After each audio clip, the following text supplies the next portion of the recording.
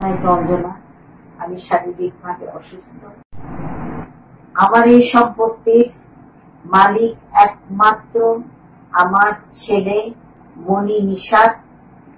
2 ভাগ, পুরো সম্পত্তির 2 ভাগ এবং 1 ভাগ আমার দত্তক মেয়ে ফারজানা রহমান বিউটি অধিকার থাকবে। এছাড়া আমার বোন রঞ্জনা মল্লিক, ভাই সঞ্জয় শাহ থেকে শুরু করে আর যারা আত্মীয় স্বজন আছে কেউ এর ভাগিদার হতে পারবে না। এটা আমি মৃত্যুর আগে মৃত্যুর পরে এটাই আমার একটা কথাই থাকবে। এবং আমি এই সম্পত্তির যাবতীয় যত কাগজপত্র আছে আমি কোর্টের মাধ্যমে কিছুদিনের মধ্যে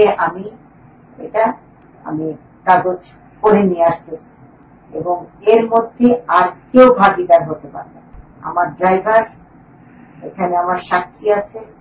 একমতের কথা বলা যায় না।